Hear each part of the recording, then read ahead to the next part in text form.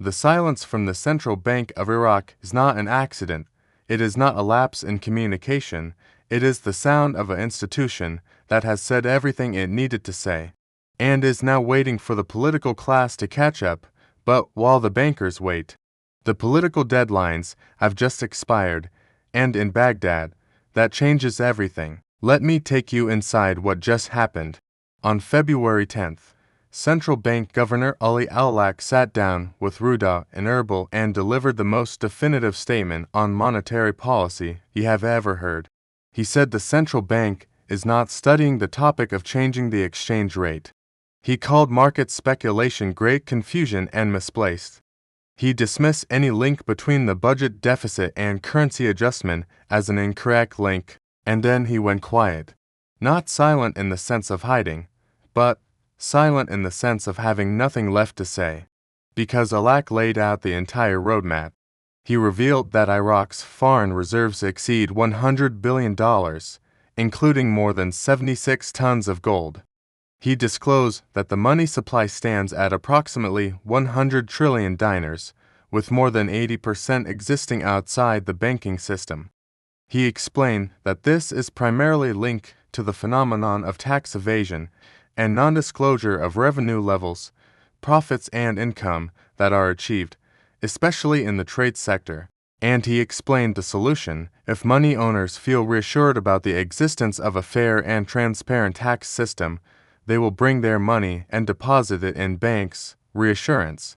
That is the product the central bank is manufacturing, and the manufacturing process is now in the hands of the politicians. But the politicians have missed their deadlines. On Sunday, Iraq's Council of Representatives postponed for the second time a session to elect a new president after failing to reach a quorum. Fewer than 120 lawmakers attended, falling short of the constitutional threshold of 220. This failure comes after the 30-day deadline for electing a president following the first parliamentary session has now expired. Behind closed doors, Iraq's political factions are scrambling. Shia blocs remain divided over the prime minister nomination, as their preferred candidate, former Premier Nouri al-Maliki, faces opposition from the United States. Kurdish parties are split over the presidency. The Kurdistan Democratic Party and the Patriotic Union of Kurdistan have not agreed on a joint candidate. The silence from the central bank is the sound of an institution that has done its job and is now waiting for the politicians to do theirs. Let me give you the stakes. Under the Constitution, once a president is elected and sworn in, he has 15 days to task the nominee of the largest parliamentary bloc with forming a government. That government will then have the authority to make the major decisions that Alaq has been preparing for. The coordination framework, Iraq's largest Shiite political alliance, has nominated Maliki as its candidate, but the U.S. warning has created real pressure. Washington has made it clear, if Maliki returns to power, the United States will end its support to Iraq. This is not speculation. This is the ground truth. On Monday, a high-level Shia coordination framework delegation arrived in the Kurdistan region for separate meetings with the KDP in Erbil and the PUK in Sulaymaniyah. The delegation, led by outgoing Prime Minister Mohammed Shia al-Sudani, included Badr organization leader Hadi al-Ameri and other key figures. In a statement, Sudani's office said the meetings focused on the upcoming constitutional entitlements, foremost among them the election of the President of the Republic. To complete the formation of the government, the visit has led to speculation that Sudani may seek another term as Prime Minister. This would resolve the Maliki problem and maintain continuity with the reform agenda that has brought Iraq to this point. But the deadlines have expired. The clock is now running on a political process that has already failed twice, and the central bank is waiting. Now, let me give you the market reality that makes this political deadlock so consequential. On Monday, the U.S. dollar exchange rate rose in Baghdad and Erbil, approaching 152.0 Iraqi dinars per $100 in the Al-Khaifa and Al-Harithiyah exchanges. The dollar sold at 151,200 dinars, while in currency exchange shops it reached 151,750 dinars. This is the parallel market. This is the gap between the official rate of 1,320 and the street rate of approximately 1,517. This gap represents the cost of political uncertainty. It represents the premium that traders demand when they do not know who will be running the country next week. Alaq described the currency fluctuation as a temporary situation, but temporary becomes permanent if the political class cannot form a government. The central bank can build the infrastructure, can accumulate the reserves, can implement the customs reforms, can force banking compliance, but it cannot elect a president. It cannot choose a prime minister. It cannot form a government. On February 11, the Director General of the Iraqi General Customs Authority, Thamer Qasim, announced that the Kurdistan region has begun responding to the unification of customs tariffs with federal border crossings.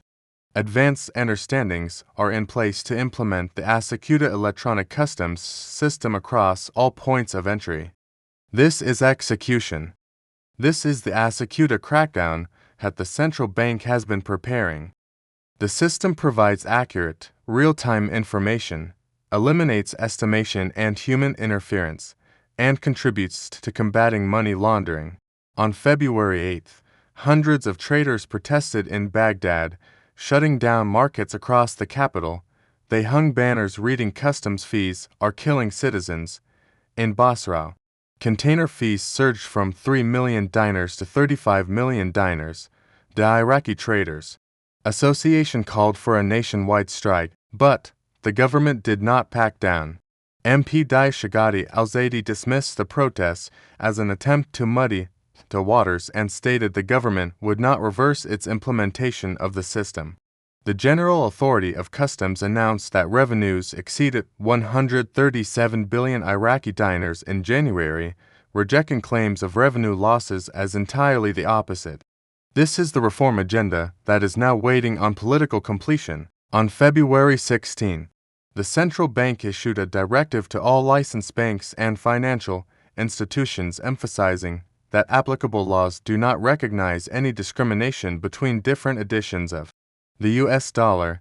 They stress the importance of reducing the phenomenon of discrimination in the exchange rate between old and new issues. This matters because it eliminates a common excuse used by parallel market operators to justify lower rates for certain dollar bills. The central bank is systematically closing every loophole, but the parallel market still trades at 151,000 because the political future is uncertain. Economist Ahmed Tabakali put it plainly regarding the U.S. role. Contrary to current misconceptions, rumors, and misinformation, there is no evidence of U.S. pressure on Iraq.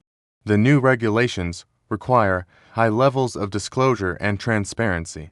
This came as a shock for many of our banks, who were not used to this. The shock is not U.S. pressure. The shock is compliance.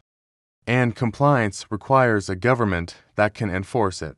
Since mid-November, Iraqi banks have had to comply with SWIFT international transfer system criteria to access their foreign reserves held at the U.S. Federal Reserve. Muzar Saleh, a financial advisor to Prime Minister Sudani, explained that Iraqi banks must now register their dollar transfers on an online platform that reviews every request.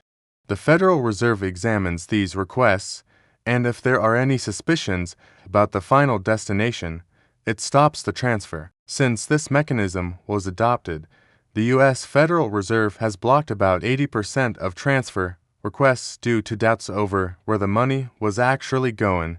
80%. This is not punishment. This is the price of entry into the international financial system, and it requires a government that can manage that system. The cabinet has decided to oblige all state bodies to sell goods and services in Iraq in dinars at the central bank's exchange rate of 1,320 to the dollar. Saleh argued that these measures are important as they show that the state is there to protect the market and citizens. But the state is not fully formed. The president is not elected. The government is not seated.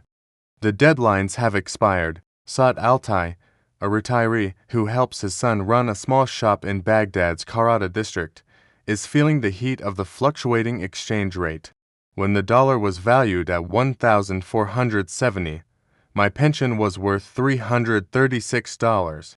Today, the exchange rate is 1,570 dinars and my pension is worth $314. This is the human cost of political deadlock. This is why the silence from the central bank is so loud. Alaq has done his job. The reserves are strong. The customs system is unified. The banking reforms are advancing.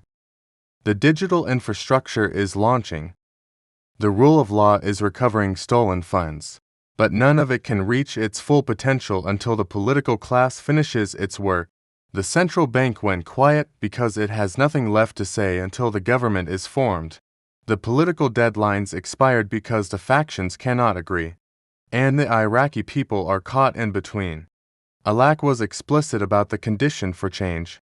He said an exchange rate adjustment would only be considered if Iraq faced an inability to meet demand for foreign currency due to weak reserves. And he explicitly stated that this is not the case at the present time. Not the case at the present time. But the present time is political paralysis. The present time is missed deadlines. The present time is a government in caretaker mode while the world waits. The silence from the central bank is not emptiness. It is patience. It is the patience of an institution that has built the infrastructure and is now waiting for the politicians to provide the authority. The question is how long the patience will last. The question is whether the political class will finally reach agreement. The question is what happens when the deadlines expired and nothing changed. The central bank is quiet, the politicians are scrambling, the deadlines are gone. Now we wait to see who moves first.